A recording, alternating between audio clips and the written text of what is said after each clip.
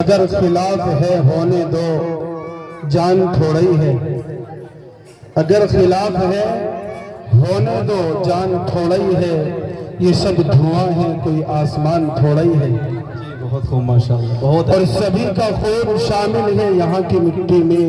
کسی کے باپ کا ہندوستان تھوڑا ہی ہے۔ جی شاباش، بہت اچھے بھائی، بہت اچھے۔ واجب الاحترام میرے کرم فرما جناب حضرت مولانا محمد سلیم صاحب دامت برکاتہم العالیہ، اور میرے مشفق و مربی جناب صوفی کامل حضرت صوفی ریاض دامت برکاتہم العالیہ، اور اسی طریقے سے تمام اراکین مدرسہ، اور اسی طریقے سے میرے چھوٹے بھائی حضرت مولانا مفتی محمد سعود صاحب دامت برکاتہم العالیہ وغیرہ وغیرہ تمام ہی حضرات کا دل سے شکریہ کہ ان تمام حضرات نے مجھ کو بھی بلایا اور آپ کے سامنے کچھ کہنے اور سننے کے لیے 10-15 منٹ مجھے آپ کے سامنے کھڑا کیا ہے۔ محترم معزز دوستوں، بزرگوں، عزیز طلبہ، برسہا برس ہمارے ملک ہندوستان میں کبھی 26 جنوری، کبھی 15 اگست،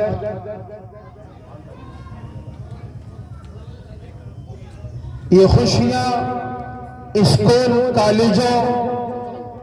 اور مدارس اسلامیہ کے اندر ان موقعوں پر بڑی خوشی کے ساتھ یہ جشن منایا جاتا ہے، لیکن میں حیران اس وقت ہو جاتا ہوں جب میں اپنے مدارس کے اندر بھی اور اسکول، کالجوں اور یونیورسٹیوں کے اندر بھی یہ دیکھتا ہوں، یہ دیکھا جاتا ہے کہ جشن آزادی کس انداز سے منانی چاہیے تھی اور آج کس انداز سے منائی جاتی ہے۔ خاص طور سے جو مسئلہ اٹھتا ہے اور پریشان ہو جاتا ہوں اپنے مدارس کی حالت اس وقت دیکھ کر کے، جب میرے مدارس کے پروگرام میں وہ چاہے 15 اگست جس وقت ہندوستان مکمل طریقے سے آزاد ہو چکا تھا، یا اسی طریقے سے جب میرا ملک ہندوستان جمہوری ملک بنا تھا، تو یہ مواقع اللہ رب العزت عطا کرتا ہے۔ مدارس اسلامیہ کے اندر بہت سی جگہ دیکھا گیا کہ جشن آزادی کسی اور انداز سے منانی چاہیے تھی، اپنے مجاہدین آزادی کا ذکر کیا جاتا، لیکن میرے بھائیوں اس سے ہٹ کر ہم اور آپ چل پڑے اور ہم اس ڈگر اور اس طرز پر چلے کہ ہمارے مدارس کے اندر بہت سی جگہ ایسے دیکھنے کو مل رہا ہے کہ ہماری وہ بیٹیاں جو مدارس اسلامیہ کے اندر زیر تعلیم ہیں اور وہ اللہ کے کلام اور محمد عربی صلی اللہ علیہ وسلم کی زندگی کو پڑھنے پڑھانے کے لیے وہاں اپنی زندگی گزارتی ہیں، اور اپنی زندگی کے شب و روز گزارنے کے لیے وہ اللہ کی بندیاں مدارس کے اندر آ جاتی ہیں، لیکن جب یہ خوبصورت اور سنہری مواقع ہمیں اور آپ کو نصیب ہوتے ہیں، وہی ہماری بیٹیاں جب ان پروگرام کو ہمارے سامنے رکھنے کے لیے اسٹیج پر آتی ہے تو وہ ہمیں اسٹیج پر رقص و سرود اور ناچنے جیسا انداز دکھاتے ہوئے اور ظاہر کرتے ہوئے نظر آتی ہے۔ میرے محترم معزز دوستوں، بزرگوں اور میرے برادران وطن، اگر یہ جشن آزادی کا طرز اور انداز ہے تو یہ سمجھ لیجئے کہ ہمیں یہ قابل قبول نہیں ہے۔ اس لیے کہ میرے بھائیوں، یہ آزادی جو مجھے اور آپ کو ملی ہے، یہ اپنے جان، تن، من اور دھن کی قربانیاں دینے کے بعد مجھے اور آپ کو نصیب ہوئی ہے۔ یہاں ہزاروں نہیں بلکہ لاکھوں انسانوں کی جان اس ملک ہندوستان کی خاطر، کہ اس وقت جب یہ 1498 کا دور اس ہندوستان نے دیکھا اور ظالم گورے اور انگریز برطانیہ سے چلتے ہوئے اس ہندوستان کے اندر قدم رکھتے ہیں، اس غرض سے کہ ہم ہندوستان میں اپنا تجارتی کام بڑھانے کے لیے آئے ہیں اور اپنی کمائی کرنے کے لیے آئے ہیں۔ 1498 میں انگریز ہندوستان کی پاک سرزمین پر قدم رکھتا ہے۔ اسی طریقے سے آہستہ آہستہ اپنے قدم جماتے ہوئے جب 1498 کا دور گزرتے ہوئے 1601 میں ان انگریزوں نے اپنی منظم ناپاک سازش کے ذریعے سے اور اپنے آپ کو تجارتی بتاتے ہوئے اور یہ ظاہر کرتے ہوئے کہ ہم تو گویا ہندوستان کے اندر اپنا تجارتی کام کرنے کے لیے آئے ہیں، اپنا کام اور کاروبار بڑھانے کے لیے آئے ہیں۔ میرے بھائی، دوستوں، بزرگوں، 1498 کے اندر ہندوستان اس سرزمین ہندوستان پر قدم رکھتا ہے اور آگے چل کر کے تقریباً 1601 کی دہائی میں جب یہ ہندوستان کے اندر اپنی ناپاک سازشیں اور اپنا ناپاک جال بچھانا شروع کرتا ہے تو ایک مرد مجاہد اور مرد قلندر مجدد الفسانی رحمت اللہ علیہ، شیخ مجدد الفسانی، شیخ احمد سرہندی رحمت اللہ علیہ، انہوں نے اس چیز کا ادراک کیا اور اپنے ذہن اور اپنے دل و دماغ کو گھمایا اور اعلان کیا، او میرے ہندوستان کے لوگوں،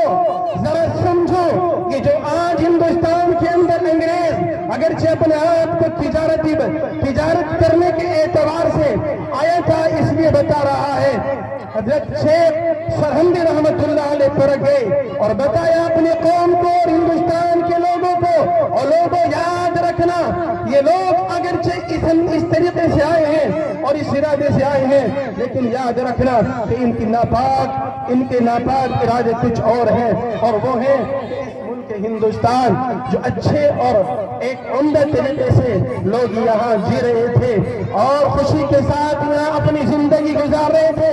ان کی خوشیوں کو غموں میں بدلنے کے لیے یہ انگریز آیا تھا اور ان کا ناپاک ارادہ یہ تھا کہ گویا ہم اس ارادے سے چلے، ان کو کیا معلوم ہوگا، یہ تو ملا ہیں، یہ تو مدارس میں پڑھنے پڑھانے والے ہیں، ہاں یہ مسلمان جو اس وقت حکومت کے برسر اقتدار پر موجود تھے، یہ تو مسلمان ہیں، ان کا دل و دماغ اتنے آگے کیسے جائے گا، لیکن قربان جائے مجدد الفسانی شیخ احمد سرہندی رحمت اللہ علیہ نے اپنی قوم کو جھنجھوڑا اور للکارا، اے میری قوم کے لوگوں، ذرا ہوش کے ناخن لو اور ان لوگوں کا ساتھ نہ دینا اور ان سے اپنا کاروبار ختم کرو اور اپنا اٹھنا بیٹھنا اور میل جول ان سے ختم کرو، نہیں تو اگر انہوں نے اپنا ناپاک قدم یہاں جمایا تو یاد رکھنا ہمیں اور آپ کو، ہمارے اوپر یہ ہندوستان کی وسیع سرزمین ہمارے اوپر تنگ ہو جائے گی۔ میرے بھائی، دوستو، بزرگوں،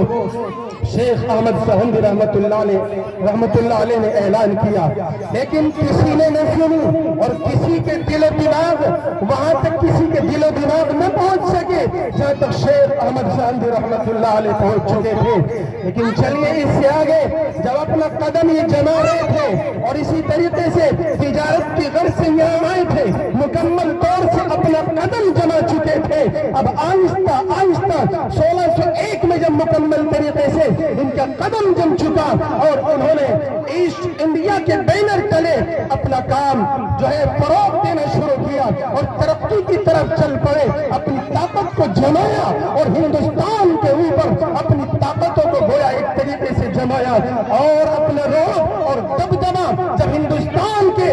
لوگوں پر آزمایا اور چلانا شروع کیا تو میرے بھائی، دوستو، بزرگوں، اب 1498 1601 اور اسی طریقے سے پھر 1756 کا دور آتا ہے۔ 1756 میں اس سے پہلے اورنگزیب علیہ الرحمہ کا دور حکومت تھا، وہ بادشاہ تھے. جب ان کا انتقال ہوا تو مسلمانی حکومت، مغلوی حکومت، وہ جو ہے اپنے آپ کو پستا ہوئے اور پیچھے ہٹتی ہوئی نہ دیکھ رہی تھی. اسی طریقے سے 1756 میں نواب سراج الدولہ علیہ الرحمہ وہ برسر اقتدار پر آئے اور ایک طریقے سے اپنی فوج کو لے کر کے ان انگریز ظالموں سے مقابلہ کیا اور ان کے دانتوں کو کھٹا کیا. اچانک یہ بھی اللہ کی طرف سے بلاوا آیا اور یہ بھی چل بسے. ان سے آگے چل کر کے سلطان ٹیپو علیہ الرحمہ ان کا دور آیا. سلطان ٹیپو علیہ الرحمہ نے جو بڑا بہادر اور دلیر بادشاہ تھا، جن سے انگریز گھبراتا تھا اور یہ اعلان کیا تھا، لوگوں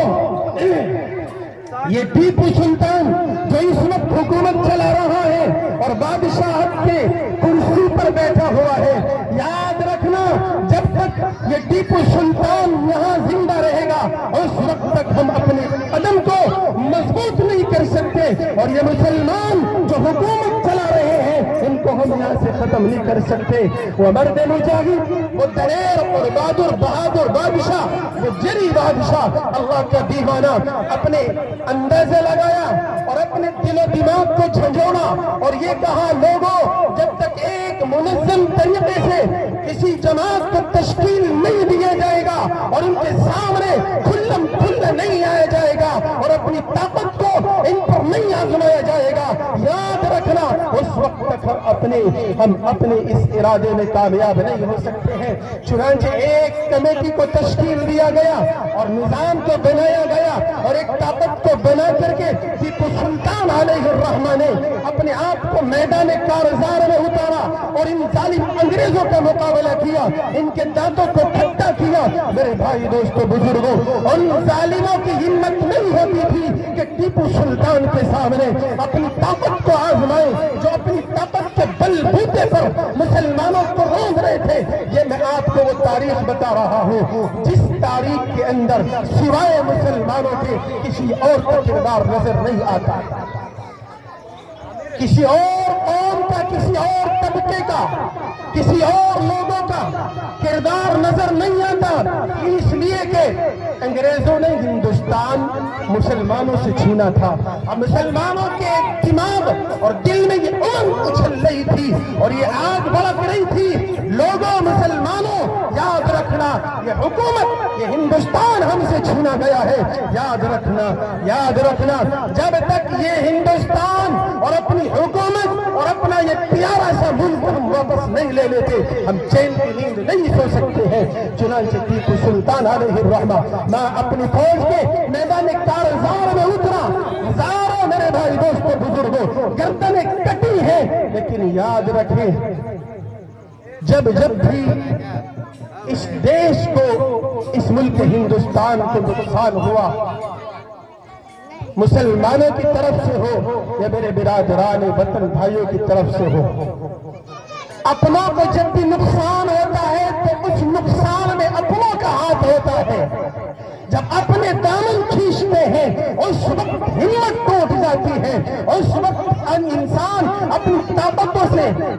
طاقتوں کو بھول بیٹھتا ہے. میرے بھائی، دوستو، بزرگوں، میر صادق منافق کی وجہ سے، اس کی منافقت کی وجہ سے ٹیپو سلطان علیہ الرحمہ کو شکست کا منہ دیکھنا پڑا اور وہ بھی لڑتے لڑتے میدان کارزار میں شہادت نوش فرما جاتے ہیں. اور وہ اللہ کا بندہ، جب انگریز کا کمانڈر جرنیل ہارس نے یہ کہا تھا، ٹیپو سلطان کی لاش کے قریب کھڑا ہو کر یہ کہا تھا کہ لوگوں یاد رکھنا جب تک یہ ٹیپو سلطان، ہمارے دل و دماغ میں یہ بات تھی کہ جب تک یہ میدان کارزار میں ہوگا اس وقت تک ہمیں اور آپ کو کامیابی نہیں ملے گی. اتنا ڈر، اتنا خوف کہ جب ٹیپو سلطان جان شہادت نوش کر گئے اور لاش میدان کارزار میں پڑی ہوئی تھی، میرے بھائی، کسی ظالم انگریز کی ہمت نہیں ہو رہی تھی کہ ٹیپو سلطان کی لاش کے قریب تک چلا جائے. ڈر تھا کہ کہیں سویا تیری شام یہ آخری ہو جائے، تیرا یہ قدم چلتا ہوا آخری ہو جائے۔ ڈلے مار مار کر کے ٹیپو سلطان علیہ الرحمہ کو چیک کیا جا رہا ہے کہ دیکھیں یہ مکمل طریقے سے اپنی جان کھو چکا ہے، یہ مر چکا ہے، یہ نہیں مرا ہے۔ میرے بھائی دوستو بزرگوں، وہ مرد مجاہد بھی اللہ کی طرف چل پڑا اور جان شہادت نوش فرمایا۔ اسی طریقے سے میرے بھائی دوستو بزرگوں، یہ میدان کارزار آگے چلتے رہے۔ ٹیپو سلطان علیہ الرحمہ یہ بھی شہید ہو جاتے ہیں۔ اب ان سے آگے شاہ اسماعیل شہید، سید احمد شہید اور چند ساتھی، بلکہ ایک مکمل ان لوگوں نے تحریک چلائی۔ اس تحریک کے زیر نظام کام چلایا، اس تحریک کو ابھارا اور اس کے تحت کام اپنے مقصد کو آگے بڑھاتے ہوئے میدانوں کے اندر کودے۔ لیکن قربان جائے ان مرد مجاہدین پر، خدا پاک کی قسم، اپنوں کی غداری کی وجہ سے یہ کچھ دن لڑے اور بالا کوٹ کی پہاڑیوں پر جا کر یہ مختصر سی جماعت اور یہ تحریک بھی میرے بھائی دوستو بزرگوں جان شہادت نوش فرما جاتی ہے۔ اس سے آگے چل کر جب دیکھا جاتا ہے 1867 کا دور آتا ہے۔ 1867 میں جب دیکھا گیا کہ اب آہستہ آہستہ ہمارے لیڈر اپنے ملک ہندوستان کی فتح اور کامیابی کے لیے جان شہادت نوش کر رہے ہیں، یاد رکھو میرے برادران وطن، یہ جو کہا جا رہا ہے مسلمانوں نے کیا دیا ہے، مسلمانوں نے تمہیں وہ دیا ہے، ارے مسلمانوں کا تمہارے اوپر احسان ہے، تمہارے اوپر احسان ہے۔ آج جو کھلے عام تم یہاں زندگی جی رہے ہو، یہ میرے شیر اور مجاہدین آزادی جو اللہ کی شیر، اللہ کے ولی گزرے ہیں، ان کا احسان میرے اور آپ کے اوپر ہے، جو آج اپنی باتیں رکھ رہے ہیں، آج اپنے مذہب اور اپنے دین اور اپنے کلچر کو آگے بڑھا رہے ہیں اور کھلے آسمان کے نیچے آپ سانس لے رہے ہیں۔ یہ میرے بھائی دوستو بزرگوں انہی لوگوں کی محنت کا ثمرہ ہے۔ میرے بھائی دوستو بزرگوں 1867 میں اللہ کے دیوانوں نے دارالعلوم دیوبند کی نیو رکھی ہے۔ 1800 سنو بھائی، 2-4 منٹ اور سنو، غور سے سنو میرے بھائی، اپنے دیش اور اپنے ملک ہندوستان کی تاریخ کو یاد رکھنا چاہیے اور کیسی کیسی قربانیاں دی گئی ہیں ان کو بھی یاد رکھنا چاہیے۔ یہ کرسی آپ کے بھی لو، چھانسی میں لیو۔ 1867 میں دارالعلوم دیوبند کا قیام عمل میں آیا اور وجہ یہ تھی کہ ہم یہاں ایک ایسا مکتب قائم کریں، ایک ایسا مدرسہ قائم کریں کہ جو مدرسہ ہمیں اپنے ملک ہندوستان کی کامیابی کے لیے راستہ دکھائے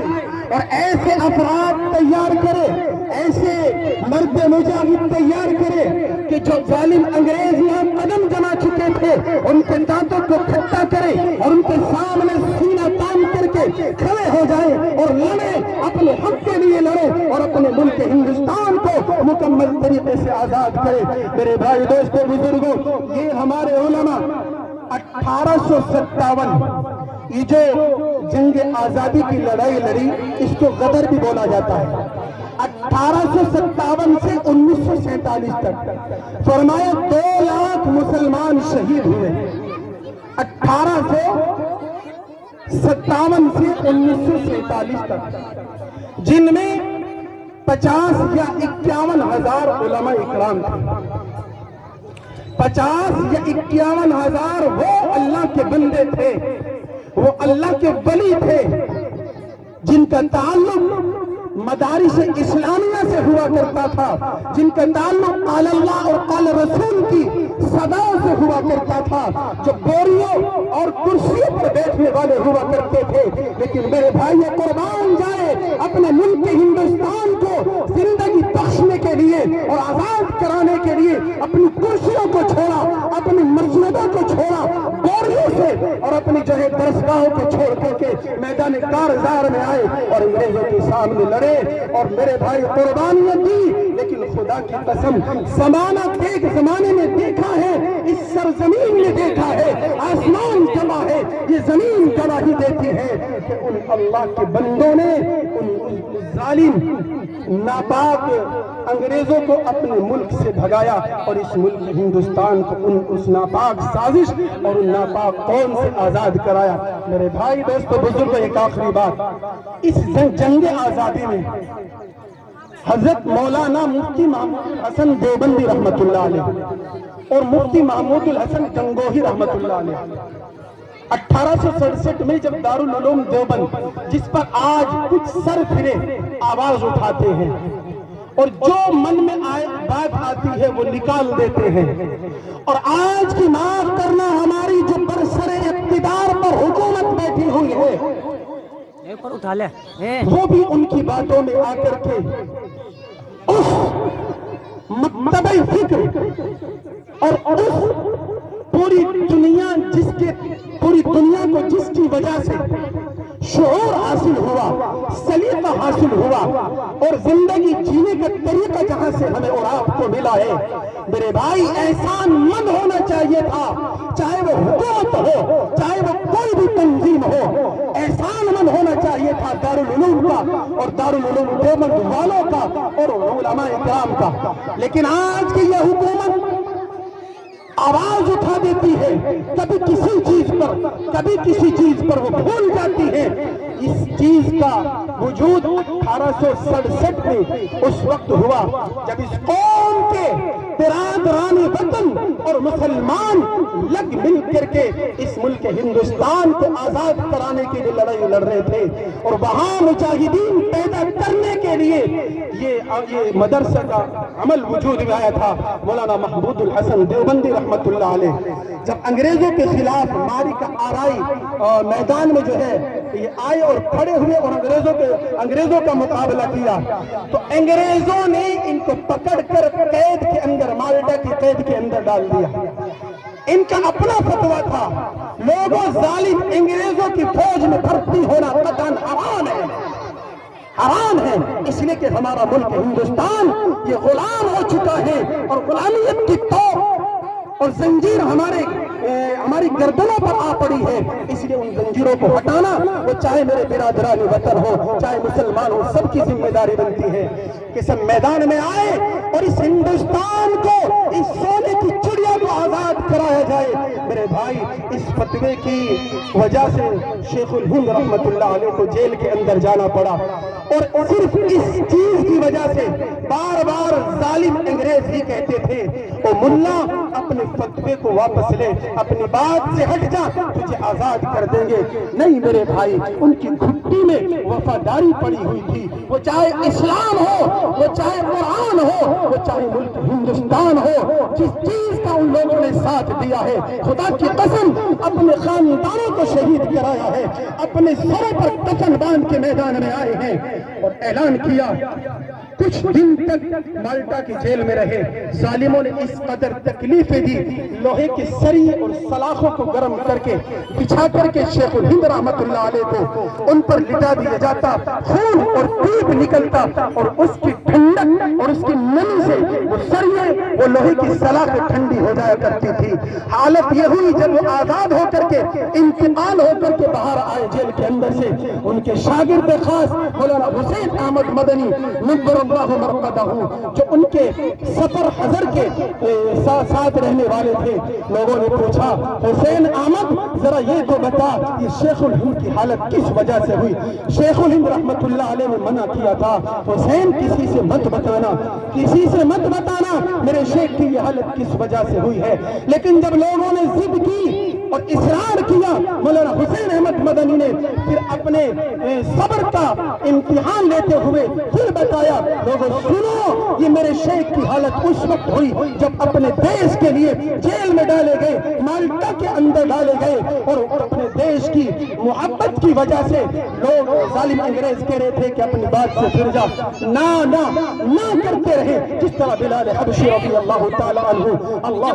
اللہ احد کرتے رہے وہی منظر حسین شیخ الہند رحمت اللہ علیہ نے دہرایا تھا میرے بھائی پھر بتایا حسین احمد مدنی رحمت اللہ علیہ نے لوگوں یہ اس وجہ سے ہوا ہے انگریز کہتے تھے اپنی بات سے پھر آزاد کر دیا جائے گا حسین احمد کہتے تھے لوگوں سن لو ناپاک انگریزوں سن لو گوشت ہڈیوں سے جدا ہو سکتا ہے روح تن سے نکل سکتی ہے لیکن اپنی بات سے نہیں پھر سکتا لوگوں ظالم انگریزوں کی تکلیف کی وجہ سے میرے شیخ کی یہ حالت ہوئی ہے آج ہم اس تاریخ کو بھلا بیٹھے ہیں میرے بھائی ان لوگوں کی اس زندگی کو اور ان کے کارناموں کو اور اس ہندوستان کی آزاد تاریخ کو یاد کر کے ہمیں اپنا محاسبہ کرنا چاہیے اور حالات حاضرہ پر نظر دوڑاتے ہوئے ایک لائحہ عمل تیار کرنا چاہیے اور اسی طریقے سے ہمیں زندگی گزارنی چاہیے اس لیے میرے بھائی دوستوں بزرگوں وہ ان لوگوں کی قربانیاں کر کے اپنے ملک ہندوستان کا طرز اور نظام ہمیں اور آپ کو جو ہے تشکیل دینا چاہیے اور اسی انداز سے مجھے اور آپ کو بھی اور اس فکر میں کہ میرا ہندوستان کس انداز سے ترقی کر سکتا ہے میرا دیش کس وجہ سے فروغ پا سکتا ہے ہر اعتبار سے تو میرے بھائی دوستوں بزرگوں مٹائے ان نفرتوں کو ان لڑائی جھگڑوں کو اور صرف اپنے ملک ہندوستان کی فتح اپنے ملک ہندوستان کی کامیابی کے لیے ہمیں اور آپ کو ہر وقت تیار رہنا چاہیے وآخر دعوانا الحمدللہ رب العالمین یہ جھنڈا ایک طرف کو کروا دے بھائی اب یہ الگ بات ہے کہ ہم خاموش کھڑے رہتے ہیں